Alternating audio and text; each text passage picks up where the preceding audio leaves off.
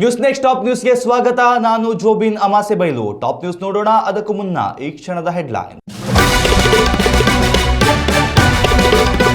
ಹೈಕಮಾಂಡ್ಗೆ ಮತ್ತೆ ತಲೆನೋವು ತಂದ ಸಂಪುಟ ವಿಸ್ತರಣೆ.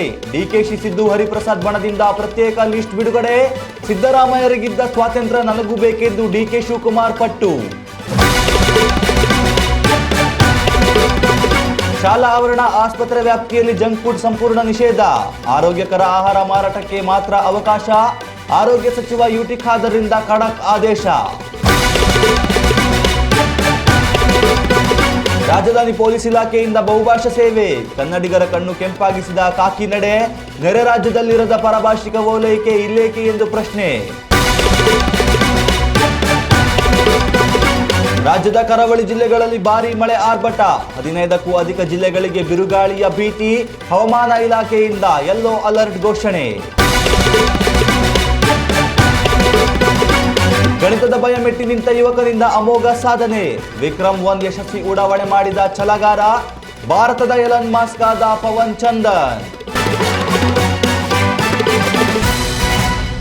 ರಾಜ್ಯದಲ್ಲಿ ಸಿಎಂ ಬದಲಾವಣೆ ಕಗ್ಗಂಟು ಬಗೆಹರಿಸಿದ ಬಳಿಕ ನೆಮ್ಮದಿಯಾಗಿರಬಹುದು ಎಂದುಕೊಂಡಿದ್ದ ಕಾಂಗ್ರೆಸ್ ಹೈಕಮಾಂಡ್ಗೆ ಯಾಕೋ ತಲೆನೋವು ಬಗೆಹರಿಯುವಂತೆ ಕಾಣ್ತಿಲ್ಲ. ಸದ್ಯ ರಾಜ್ಯ ಕಾಂಗ್ರೆಸ್ ಸರ್ಕಾರದಲ್ಲಿ 2ನೇ ಹಂತದ ಸಚಿವ ಸಂಪುಟ ವಿಸ್ತರಣೆಯು ಹೈಕಮಾಂಡ್ ಪಾಲಿಗೆ ಬಿಡಿಸಲಾಗದ ಯಕ್ಷ ಪ್ರಶ್ನೆಯಾಗಿ ಪರಿಣಮಿಸಿದೆ. ಹೊಸ ಸಚಿವರ ಆಯ್ಕೆಗಾಗಿ ದೆಹಲಿಯಲ್ಲಿ ನಡೆದ ಸರಣಿ ಸಭೆಗಳು ಯಾವುದೇ ತಾರ್ಕಿಕ ಅಂತ್ಯ ಕಾಣದೆ ಸಂಪೂರ್ಣ ಹಳಿ ತಪ್ಪಿವೆ. ರಾಜ್ಯ ನಾಯಕರ ನಡುವಿನ ಆಂತರಿಕ ಭಿನ್ನಾಭಿಪ್ರಾಯ ಮತ್ತು ಬಣ ರಾಜಕೀಯದಿಂದಾಗಿ ಇಡೀ ಪ್ರಕ್ರಿಯೆ ಈಗ ತೀವ್ರ ತಲೆನೋವಾಗಿ ಪರಿಣಮಿಸಿದೆ. ಸಂಪುಟ ಕಸರತ್ತು ವಿಳಂಬವಾಗಲು ಮೂಲ ಕಾರಣ ನಾಯಕರ ಪ್ರತ್ಯೇಕ ಪಟ್ಟಿಗಳ ರಗಳೆ ಎನ್ನಲಾಗಿದೆ. ಮುಖ್ಯಮಂತ್ರಿ ಡಿಕೆ ಶಿವಕುಮಾರ್, ಮಾಜಿ ಸಿಎಂ ಸಿದ್ದರಾಮಯ್ಯ ಹಾಗೂ ಹಿರಿಯ ನಾಯಕ ಬಿಕೆ ಹರಿಪ್ರಸಾದ್ ತಮ್ಮ ಆಪ್ತ ವಲಯದ ಶಾಸಕರಿಗೆ ಸಚಿವ ಸ್ಥಾನ ಕೊಡಿಸಲು ದಿಲ್ಲಿ ನಾಯಕರಿಗೆ ಪ್ರತ್ಯೇಕ ಶಿಫಾರಸು ಪಟ್ಟಿಗಳನ್ನು ಸಲ್ಲಿಸಿದ್ದಾರೆ. ಇದರ ಬೆನ್ನಲ್ಲೇ ರಾಜ್ಯ ಉಸ್ತುವಾರಿ ರಣದೀಪ್ ಸಿಂಗ್ ಸುರ್ಜೇವಾಲಾ ಹಾಗೂ ಕೇಂದ್ರ ನಾಯಕ ಕೆಸಿ ವೇಣುಗೋಪಾಲ್ ಕೂಡ ತಮ್ಮದೇ ಆದ ಹೆಸರುಗಳನ್ನು ಮುಂಚೂಣಿಗೆ ತಂದಿದ್ದಾರೆ. ಒಂದಕ್ಕೊಂದು ತಾಳಮೇಳವಿಲ್ಲದ 5ಕ್ಕೂ ಹೆಚ್ಚು ಪಟ್ಟಿಗಳನ್ನು ಹೈಕಮಾಂಡ್ ಅಂಗಳ ಸೇರುವುದರಿಂದ ಹಿರಿಯ ಕಾಂಗ್ರೆಸ್ ನಾಯಕರಿಗೆ ದೊಡ್ಡ ತಲೆನೋವು ಎದುರಾಗಿದೆ. ಮತ್ತೊಂದೆಡೆ ಸಿಎಂ ಡಿಕೆ ಶಿವಕುಮಾರ್ ಹೈಕಮಾಂಡ್ ಮುಂದೆ ಹೊಸದೊಂದು ಪಟ್ಟು ಹಿಡಿದಿರುವುದು ಸಂಕಟವನ್ನು ಮತ್ತಷ್ಟು ಹೆಚ್ಚಿಸಿದೆ. ಈ ಹಿಂದೆ ಮುಖ್ಯಮಂತ್ರಿಯಾಗಿದ್ದ ಅವಧಿಯಲ್ಲಿ ಸಿದ್ದರಾಮಯ್ಯ ಅವರಿಗೆ ಸಂಪುಟ ರಚನೆಯಲ್ಲಿ 75% ಸ್ವತಂತ್ರ ನಿರ್ಧಾರ ಕೈಗೊಳ್ಳುವ ಪರಮಾಧಿಕಾರ ನೀಡಲಾಗಿತ್ತು. ಅದೇ ನಿಯಮ ಮತ್ತು ಸ್ವಾತಂತ್ರ್ಯವನ್ನ ಈಗಿನ ಸಂಪುಟ ವಿಸ್ತರಣೆಯಲ್ಲೂ ನನಗೂ ನೀಡಬೇಕು ಎಂದು ಶಿವಕುಮಾರ್ ಖಡಕ್ ಬೇಡಿಕೆ ಇಟ್ಟಿದ್ದಾರೆ. ಈ ಹಕ್ಕೊತ್ತಾಯವು ಹೈಕಮಾಂಡ್ ವಲಯದಲ್ಲಿ ಹೊಸ ಚರ್ಚೆಗೆ ನಾಂದಿ ಹಾಡಿದೆ. ಸದ್ಯಕ್ಕೆ ದೆಹಲಿ ಮಟ್ಟದ ಮಾತುಕತೆಗಳು ಮುರಿದು ಬಿದ್ದಿದ್ದು, ಎಐಸಿಸಿ ಅಧ್ಯಕ್ಷ ಮಲ್ಲಿಕಾರ್ಜುನ್ ಖರ್ಗೆ ಅವರು ಬೆಂಗಳೂರಿನ ಸದಾಶಿವನಗರ ನಿವಾಸದಲ್ಲಿ ಶನಿವಾರ ರಾತ್ರಿ ಸಿಎಂ ಡಿಕೆ ಶಿವಕುಮಾರ್ ಹಾಗೂ ಡಿಸಿಎಂ ಜಿ ಪರಮೇಶ್ವರ್ ಅವರೊಂದಿಗೆ ತುರ್ತು ಕಾರ್ಯತಂತ್ರದ ಸಭೆ ನಡೆಸಿದ್ದಾರೆ. ಎಲ್ಲ ನಾಯಕರು ಒಮ್ಮತಕ್ಕೆ ಬಂದು ಸೋಮವಾರದೊಳಗೆ ಏಕೈಕ ಪರಿಷ್ಕೃತ ಪಟ್ಟಿಯನ್ನು ಸಲ್ಲಿಸುವಂತೆ ಹೈಕಮಾಂಡ್ ಕಟ್ಟುನಿಟ್ಟಿನ ಕಳುವು ನೀಡಿದೆ. ಅಲ್ಲಿಯವರೆಗೆ ಸಂಪುಟ ವಿಸ್ತರಣೆಯ ಪ್ರಕ್ರಿಯೆ ಸಂಪೂರ್ಣ ಸ್ಥಗಿತಗೊಳ್ಳಲಿದ್ದು, ರಾಜ್ಯ ರಾಜಕಾರಣದ ಕುತೂಹಲ ಹೈಕಮಾಂಡ್ ಅಂತಿಮ ತೀರ್ಪಿನತ್ತ ನೆಟ್ಟಿದೆ. ರಾಜ್ಯ ಸಾರ್ವಜನಿಕರ ಮತ್ತು ಶಾಲಾ ಮಕ್ಕಳ ಆರೋಗ್ಯ ರಕ್ಷಣೆಗೆ ಆರೋಗ್ಯ ಇಲಾಖೆ ಅತ್ಯಂತ ಕಠಿಣ ಹೆಜ್ಜೆ ಇಟ್ಟಿದೆ.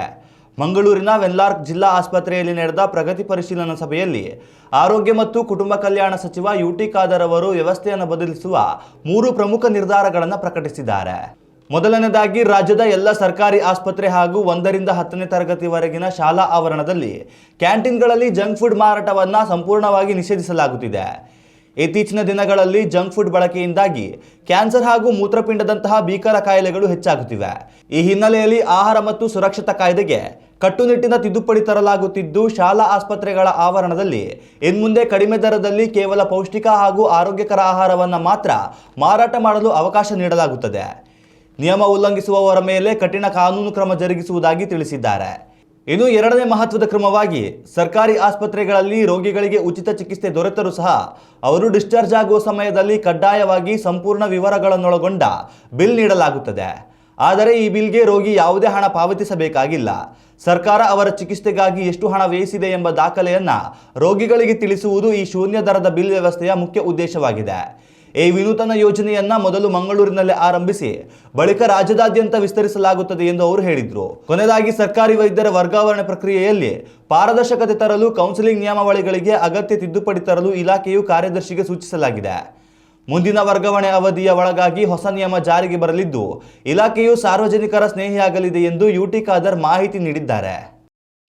ಬೆಂಗಳೂರು ಮಹಾನಗರದ ಕಾನೂನು ಮತ್ತು ಸುವ್ಯವಸ್ಥೆ ಕಾಯುವ ಪೊಲೀಸ್ ಇಲಾಖೆ ಜಾರಿಗೆ ತಂದಿರುವ ಕೃತಕ ಬುದ್ಧಿಮತ್ತೆ ಆಧಾರಿತ ಬಹುಭಾಷಾ ತುರ್ತು ಸೇವೆಗೆ ರಾಜ್ಯದಾದ್ಯಂತ ಕನ್ನಡಿಗರ ತೀವ್ರ ವಿರೋಧ ವ್ಯಕ್ತವಾಗಿದೆ.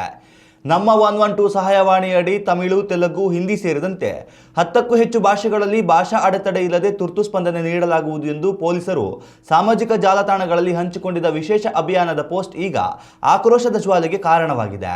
ಸ್ಥಳೀಯ ನೆಲದ ನುಡಿಗೆ ಮೊದಲು ಆದ್ಯತೆ ನೀಡಬೇಕಾದ ಇಲಾಖೆಯು ವಲಸಿಗರನ್ನ ಓಲೈಸುವ ಇಂತಹ ಕ್ರಮಕ್ಕೆ ಕೈ ಹಾಕಿದೆ ಎಂದು ಕನ್ನಡ ಪರ ಹೋರಾಟಗಾರರು ಮತ್ತು ನಾಗರಿಕರು ಆಕ್ಷೇಪಿಸಿದ್ದಾರೆ. ದೇಶದ ಬೇರೆ ಯಾವುದೇ ಮೆಟ್ರೋಪಾಲಿಟನ್ ನಗರಗಳಾದ ದೆಹಲಿ ಅಥವಾ ಮುಂಬೈನಲ್ಲಿ ಕನ್ನಡದಲ್ಲಿ ಇಂತಹ ಪೊಲೀಸ್ ಸೇವೆಗಳು ಲಭ್ಯವಿಲ್ಲದಿರುವಾಗ ಸಿಲಿಕಾನ್ ಸಿಟಿಯಲ್ಲಿ ಮಾತ್ರ ವಲಸಿಗರಿಗಾಗಿ ಇಂತಹ ವಿಶೇಷ ಸೌಲಭ್ಯವೇಕೆ ಎಂದು ಸಾರ್ವಜನಿಕರು ಪ್ರಶ್ನಿಸುತ್ತಿದ್ದಾರೆ. ತಂತ್ರಜ್ಞಾನ ಇರಬೇಕಾದದ್ದು ಪರಭಾಷಿಕರು ಸ್ಥಳೀಯ ಭಾಷೆಯನ್ನು ಕಲಿಯುವುದಕ್ಕಾಗಿಯೇ ಹೊರತು ನಮ್ಮದೇ ನೆಲದಲ್ಲಿ ಕನ್ನಡವನ್ನು ಕಡೆಗಣಿಸುವುದಕ್ಕಲ್ಲ ಎಂಬುದು ಸಾರ್ವಜನಿಕ ವಲಯದಲ್ಲಿ ಬಲವಾದ ವಾದವಾಗಿದೆ. ಈ ವಿವಾದದ ನಡುವೆ ಪೊಲೀಸರು ಹೊರಡಿಸಿದ ಅಧಿಕೃತ ಪ್ರಚಾರ ಪೋಸ್ಟರ್ನಲ್ಲೇ ಕನ್ನಡ ಭಾಷೆಯನ್ನ ಅತ್ಯಂತ ದೋಷಪೂರಿತವಾಗಿ ಬಳಸಿರುವುದು ಕನ್ನಡಿಗರ ಕೋಪವನ್ನು ಮತ್ತಷ್ಟು ಹೆಚ್ಚಿಸಿದೆ. ಪೋಸ್ಟರ್ನಲ್ಲಿ ನಮಸ್ಕಾರ ಎಂಬ ಅತ್ಯಂತ ಸರಳ ಪದವನ್ನ ನಮಸ್ಪಾರ ಎಂದು ತಪ್ಪಾಗಿ ಮುದ್ರಿಸಲಾಗಿದೆ. ಸ್ವಂತ ನಾಡಿನ ಭಾಷೆಯನ್ನ ಸರಿಯಾಗಿ ಬರೆಯಲು ಬಾರದ ಇಲಾಖೆಯು ಇತರ 10 ಭಾಷೆಗಳಲ್ಲಿ ದಕ್ಷ ಸೇವೆ ನೀಡಲು ಹೊರಟಿರುವುದು ವಿಪರ್ಯಾಸ ಎಂದು ಸಾಹಿತಿಗಳು ಮತ್ತು ಭಾಷಾ ಪ್ರೇಮಿಗಳು ಕಿಡಿಕಾರಿದ್ದಾರೆ. ಒಟ್ಟಾರೆಯಾಗಿ ಈ ಬಹುಭಾಷಾ ಪ್ರಯೋಗವು ಇಲಾಖೆಯ ಕಾನೂನು ಸುವ್ಯವಸ್ಥೆಯ ಆಡಳಿತಾತ್ಮಕ ಪಾರದರ್ಶಕತೆಗಿಂತ ಹೆಚ್ಚಾಗಿ ಭಾಷಾ ಹೇರಿಕೆಯ ಸ್ವರೂಪ ಪಡೆದುಕೊಂಡಿದ್ದು ಪೋಸ್ಟರ್ ಸರಿಪಡಿಸಲು ವ್ಯಾಪಕ ಒತ್ತಾಯ ಕೇಳಿಬಂದಿದೆ. ಉತ್ತಮ ಸಂಸ್ಕಾರಯುತ ಶಿಕ್ಷಣದೊಂದಿಗೆ VSS English medium CBSE school Udupi Muddur. ನರ್ಸರಿಯಿಂದ 10ನೇ ತರಗತಿವರೆಗೆ ಶಿಕ್ಷಣದ ಜೊತೆಗೆ 5ರಿಂದ 10ನೇ ತರಗತಿವರೆಗಿನ ವಿದ್ಯಾರ್ಥಿನಿಯರಿಗೆ ಉತ್ತಮ ಹಾಸ್ಟೆಲ್ ಸೌಲಭ್ಯವೂ ಇದೆ. ನಿಮ್ಮ ಮಕ್ಕಳ ಪ್ರವೇಶಾತಿಗಾಗಿ ಈ ಸಂಖ್ಯೆಗೆ ಕರೆ ಮಾಡಿ. ಕರ್ನಾಟಕದಾದ್ಯಂತ ಮಾನ್ಸೂನ್ ಮಾರುತಗಳು ತೀವ್ರಗೊಂಡಿದ್ದು ಮುಂದಿನ ಕೆಲವು ದಿನಗಳ ಕಾಲ ವ್ಯಾಪಕ ಮಳೆ ಹಾಗೂ ಗಂಟೆಗೆ 50 ಕಿಲೋಮೀಟರ್ ವೇಗದಲ್ಲಿ ಬಲವಾದ ಬಿರುಗಾಳಿ ಬೀಸಲಿದೆ ಎಂದು ಹವಾಮಾನ ಇಲಾಖೆ ಮುನ್ಸೂಚನೆ ನೀಡಿದೆ. ಪ್ರಮುಖವಾಗಿ ದಕ್ಷಿಣ ಕನ್ನಡ, ಉಡುಪಿ ಮತ್ತು ಉತ್ತರ ಕನ್ನಡ ಜಿಲ್ಲೆಗಳಲ್ಲಿ ಜಲಪ್ರಳಯದ ಮಾದರಿಯಲ್ಲಿ ಭಾರಿ ಮಳೆಯಾಗುವ ಮುನ್ಸೂಚನೆ ಇದ್ದು ಹವಾಮಾನ ಇಲಾಖೆಯು ಈ 3 ಕರಾವಳಿ ಜಿಲ್ಲೆಗಳಿಗೆ ಯೆಲ್ಲೋ ಅಲರ್ಟ್ ಘೋಷಿಸಿದೆ. ಕರಾವಳಿ ತೀರದಲ್ಲಿ 30ರಿಂದ 40 ಕಿಲೋಮೀಟರ್ ವೇಗದಲ್ಲಿ ಗಾಳಿ ಬೀಸುತ್ತಿರುವುದರಿಂದ ಸಮುದ್ರಕ್ಕೆ ಇಳಿಯದಂತೆ ಮೀನುಗಾರರಿಗೆ ಕಟ್ಟುನಿಟ್ಟಿನ ಹೈ ಅಲರ್ಟ್ ಜಾರಿಗೊಳಿಸಲಾಗಿದೆ. ಇನ್ನೊಂದೆಡೆ ಉತ್ತರ ಒಳನಾಡಿನ ಬೆಳಗಾವಿ, ಧಾರವಾಡ, ಗದಗ, ಬೀದರ್ ಹಾಗೂ ಹಾವೇರಿ ಜಿಲ್ಲೆಗಳಲ್ಲಿ ಸಾಧಾರಣ ಮಳೆಯಾಗಲಿದ್ದು ಗಂಟೆಗೆ 40ರಿಂದ 50 ಕಿಲೋಮೀಟರ್ ವೇಗದಲ್ಲಿ ಸುಂಟರಗಾಳಿ ಮಾದರಿಯ ಬಿರುಗಾಳಿ ಬೀಸಲಿದೆ. ಇನ್ನು ಮಳೆಯ ಮುನ್ಸೂಚನೆ ಇಲ್ಲದ ಬಾಗಲಕೋಟೆ, ರಾಯಚೂರು, ವಿಜಯಪುರ ಮತ್ತು ಕೊಪ್ಪಳ ಜಿಲ್ಲೆಗಳಲ್ಲೂ ಒಣಹವೆಯ ನಡುವೆ ಧೂಳಿನ ಬಿರುಗಾಳಿ ಜನರನ್ನ ತಲ್ಲಣಗೊಳಿಸಲಿದೆ. ರಾಜಧಾನಿ ಬೆಂಗಳೂರು ನಗರ ಮತ್ತು ಗ್ರಾಮಾಂತರ ಸೇರಿದಂತೆ ದಕ್ಷಿಣ ಒಳನಾಡಿನ ಶಿವಮೊಗ್ಗ, ಹಾಸನ, ಕೊಡಗು ಮತ್ತು ಮೈಸೂರು ಜಿಲ್ಲೆಗಳಲ್ಲಿ ತಂಪಾದ ಮೋಡ ಕವಿದ ವಾತಾವರಣದೊಂದಿಗೆ ಹಗುರ ಮಳೆಯಾಗುವ ಸಂಭವವಿದೆ. ರಾಜ್ಯದ ಒಟ್ಟು 15ಕ್ಕೂ ಹೆಚ್ಚು ಜಿಲ್ಲೆಗಳಲ್ಲಿ ಚಂಡಮಾರುತದ ತೀವ್ರತೆಯ ಗಾಳಿ ಇರಲಿದ್ದು ಮರಗಳು ಹಾಗೂ ವಿದ್ಯುತ್ ಕಂಬಗಳು ನೆಲಸಮವಾಗುವ ಆತಂಕ ಎದುರಾಗಿದೆ. ಹಳೆಯ ಕಟ್ಟಡಗಳು ಮತ್ತು ಮರಗಳ ಕೆಳಗೆ ನಿಲ್ಲದಂತೆ ಸಾರ್ವಜನಿಕರು ಸುರಕ್ಷಿತ ತಾಣಗಳಲ್ಲಿ ಆಶ್ರಯ ಪಡೆಯಬೇಕೆಂದು ಇಲಾಖೆ ಎಚ್ಚರಿಸಿದೆ. ಭಾರತೀಯ ಬಾಹ್ಯಾಕಾಶದ ಕ್ಷೇತ್ರದಲ್ಲಿ ಹೊಸ ಯುಗ ಆರಂಭವಾಗಿದ್ದು ಇಸ್ರೋದಂತಹ ಸರ್ಕಾರಿ ಸಂಸ್ಥೆಗಳು ಮಾತ್ರ ಮಾಡಬಹುದಾಗಿದ್ದ ಸಾಧನೆಯನ್ನ ದೇಶದ ಖಾಸಗಿ ಸ್ಟಾರ್ಟ್ಅಪ್ ಸ್ಕೈರೂಟ್ ಏರೋಸ್ಪೇಸ್ ಮಾಡಿ ತೋರಿಸಿದೆ.